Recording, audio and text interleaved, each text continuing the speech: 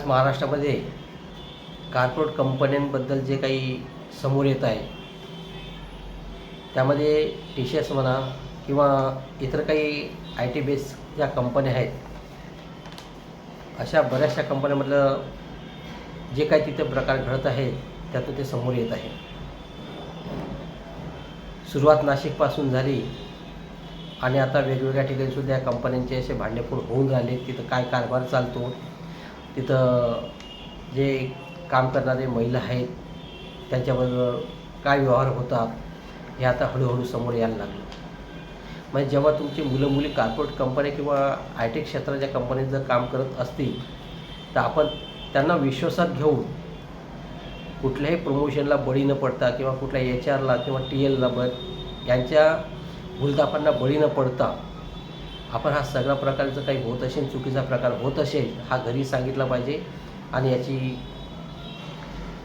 कल्पना तिथल्या वरिष्ठांना तसेच पोलीस स्टेशनलासुद्धा याची तक्रार दिली पाहिजे. हे सर्वांनी लक्षात ठेवलं पाहिजे.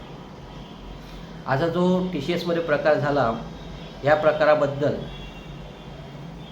या कॉर्पोरेट कंपन्यांमध्ये जे काही काम करणारे असतात, जशा प्रत्येक कंपन्यांमध्ये जसे पहिले युनियन असायचे कामगारांच्या, त्याचप्रमाणे यामध्ये सुद्धा असे काही गट असतात आणि यामध्ये काही जे यांच्या त्रुटी असतात याबद्दल सरकारशी यांची बोलणी करून देण्यासाठी हे मंडळ काम करत असते. तर या लोकांनी TCS मध्ये जे काही चालत आहे याची कल्पना सप्टेंबर महिन्यामध्येच कामगार मंत्री आकाश पुणकर यांना देण्यात आली असं समोर येत आहे. तसेच विधान परिषदेचे सदस्य आहेत, विधानसभेचे जे सदस्य आहेत यांच्या कानासुद्धा ही बातमी टाकली होती. परंतु यातील कोणत्याही व्यक्तींनी गांभीर्याने घेतला नाही आणि गप्प बसून राहिले.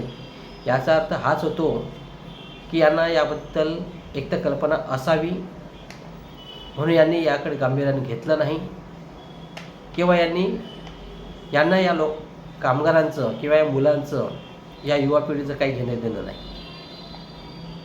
म्हणजे तुम्ही काही करा, फक्त आमची सत्ता, बस एवढंच त्यांचं काम आहे. कारण सरकार प्रत्येक ठिकाणी गांभीर्याने घेत नाही. जशी ही घटना झाली त्याचप्रमाणे या अगोदर जी घटना झाली ती अशोक खरातची झाली आणि अशोक खरातच्या घटनेबद्दल सुद्धा 1 वर्ष अगोदर एका वृत्तपत्राने याची बातमी छापली होती. त्यावेळी महिला अध्यक्षा, म्हणजे महिलांच्या बाबतीत ह्या ज्या काही घटना घडतात, मग महिला आयोगाच्या अध्यक्षा यांनीच यावर लक्ष न घालता त्या पत्रकाराला सुद्धा वेठीस धरलं. त्या पत्रकाराची तक्रार पोलीस ठाण्यात दिली आणि त्याच्याकडून माफीनामासुद्धा लिहून घेतला आणि तीच घटना 1 वर्षानंतर परत समोर आली. मग ज्या गोष्टी सरकारमधील लोकांना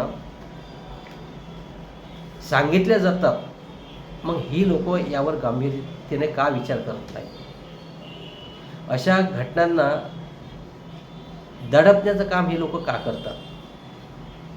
मी जनतेला, मी लोकांना, महाराष्ट्रातील लोकांना तरी हे सांगतो की ज्या लोकांना आपण मतदान करतो, ज्या लोकांना आपण निवडून देतो, ज्यांना आपण आपल्या सरकारच्या माध्यमातून आपल्या सत्तेच्या चाब्यांना देतो, त्यांच्यावर आपण विश्वास ठेवतो आणि तेच लोक आपल्याला गांभीर्याने घेत नाहीत, आपल्याला ते तुच्छ समजतात. जे खरात बाबतीत घडलं ते आज TCS बद्दल घडत आहे. त्याचंच पेव आज अमरावती, परतवाडा येथे सुद्धा सुरू झालेलं आहे. म्हणजे अशा घटना जर रोज कुठं ना कुठं पुन्हा घडत असतील तर महाराष्ट्रात महिला सुरक्षित आहेत का, आपण याचा विचार केला पाहिजे. आता मुख्यमंत्र्याच्या पत्नी अमृता फडणवीस ह्या स्वतः ग्वाही देतात की जेव्हा त्या ॲक्सिस बँकेमध्ये नोकरी करत होत्या तेव्हा अशा घटना त्यांच्या समोर आल्या. म्हणजे समजू शकता की हे कॉर्पोरेटमध्ये केव्हाचं असं सुरू व्हायला अशा घटना होत आहेत. आणि तेव्हासुद्धा यांनीसुद्धा ह्या घटना समोर आणल्या नाही. काही कारणास्तव दाबून ठेवल्यात. होऊ शकते बँकेची नोकरी होती किंवा बँकेचा व्यवहारात फरक पडू शकतो. असे प्रत्येक बाबतीत घडते. ते स्टेशन्सबद्दलसुद्धा घडलं.